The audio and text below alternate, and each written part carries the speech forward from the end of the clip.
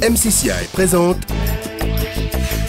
100% Challenge avec le soutien de l'Association des manufacturiers mauriciens, le Board of Investment, les groupes Food and Allied, IBL, UBP, la SBM et Sotravic, l'ARIM et Natech Medical, avec la collaboration de DCDM Research, Touchpoint et le groupe La Sentinelle. Une production Digital Island. Madame, mademoiselle, monsieur, bienvenue dans ce nouveau numéro de 100% Challenge. Pour sa 3e saison, notre émission vous donne rendez-vous chaque semaine avec le monde des entreprises afin d'y découvrir les femmes et les hommes qui les font vivre ainsi que leur savoir-faire. Aujourd'hui, entre nos rubriques, nous vous proposons de découvrir une nouvelle facette de l'économie mauricienne. Et pour vous présenter reportages et interviews, nous sommes au Mall of Mauritius à Bagatelle. Ce centre commercial d'un nouveau genre s'attache à concilier intégration dans le paysage et innovation pour offrir des services adaptés aux demandes de clients aux attentes fortes. C'est exactement la stratégie déployée par l'un des parrains de 100% Challenge avec les différentes parties de sa clientèle, dont les petites et moyennes entreprises. La rubrique reportage nous invite à découvrir en effet comment la SBM, la State Bank of Mauritius, à travers ses différentes branches dans l'île, se révèle être un levier puissant pour le développement du secteur des PME, nouveau moteur de l'économie. La réputation de certaines banques américaines a été mise à mal ces derniers temps. Mais ces accidents ne doivent pas pour autant faire oublier qu'il n'y a pas de développement économique possible sans système bancaire efficace. À Maurice, comme dans toutes les économies émergentes, l'accent est mis depuis quelques années sur l'accès des petites et moyennes entreprises aux outils financiers modernes. De sa création, la State Bank, la SBM, a toujours eu comme vocation le développement et surtout le renforcement du secteur petites et moyennes entreprises. On a sur place une équipe bien formée, disponible et très flexible. Ces ressources humaines sont réparties sur le siège à Port-Louis et dans les branches régionales pour être au plus près des clients. Leurs besoins en services financiers ne cessent d'augmenter à travers le pays. L'année dernière, le gouvernement, les autorités ont lancé, ont fait un appel au secteur bancaire pour avoir un peu plus de support au secteur PME d'un chiffre de 1 milliard qui devrait être réparti à ce secteur dans les prochaines 3 années.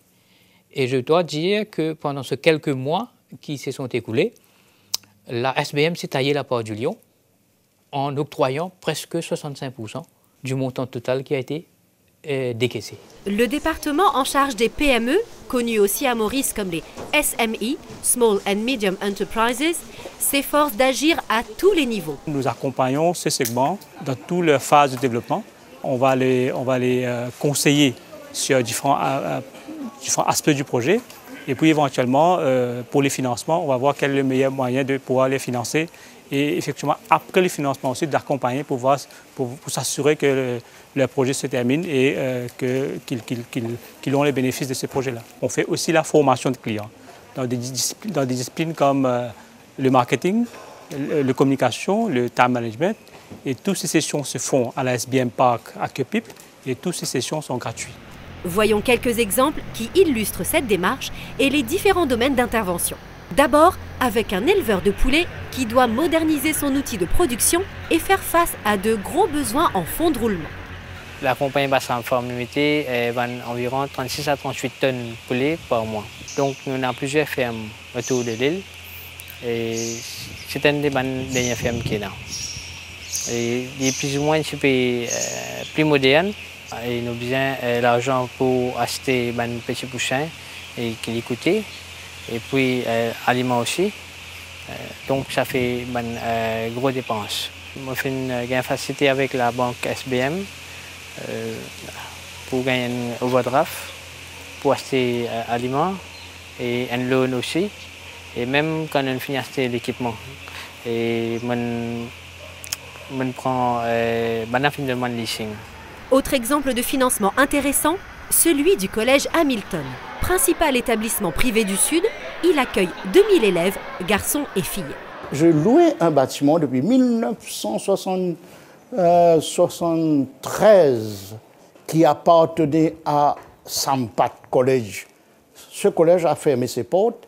Un beau jour, M. Sampat vient me voir et il me dit qu'il veut vendre le bâtiment. Alors j'ai dit oui, mais combien? Alors il donne un prix. Maintenant, l'autre emprunt que je veux prendre, c'est déjà accepté avec State Bank. J'ai un terrain à la Ville-Noire-Maïbo, idéal pour un collège. Alors, grosso modo, total, j'ai la banque State Bank, 33 millions de roupies. Pour grandir, les industriels ont besoin de la banque pour financer leur stock, à l'image de la société New IEL Hydraulics. Notre secteur d'activité, nous, c'est principalement les flexibles hydrauliques. Nous touchons principalement l'agro-industrie, l'industrie sucrière, l'industrie alimentaire et le textile et le secteur portuaire aussi. Principaux besoins de financement, c'est principalement pour le financement de notre stock, à savoir que nous traitons avec plus que 200 variétés de produits, enfin de références, et cela vraiment nécessite un volume assez important en stock pour pouvoir répondre à la demande croissante aujourd'hui dans ce domaine. Volume d'affaires et appui financier sont les garanties mutuelles des banques et des entreprises, comme en témoignent les derniers projets de développement de la Clé des Champs.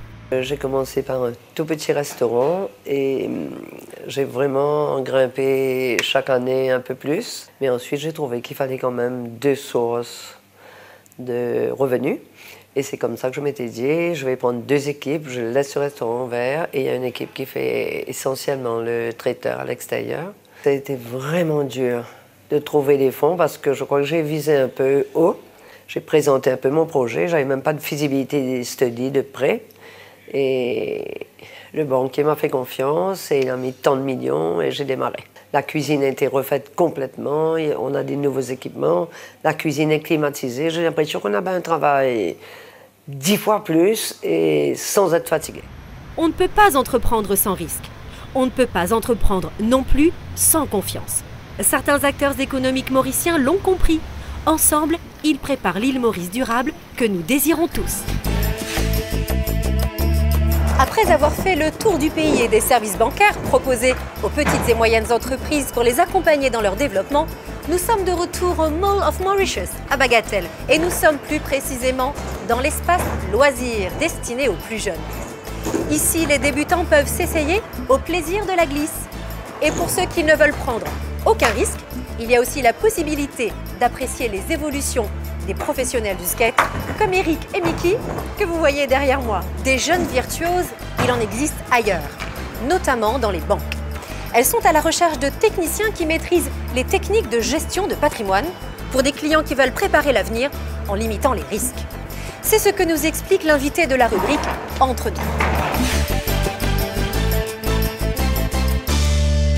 Maurice pourrait devenir un centre proche de l'Afrique, très bien positionné.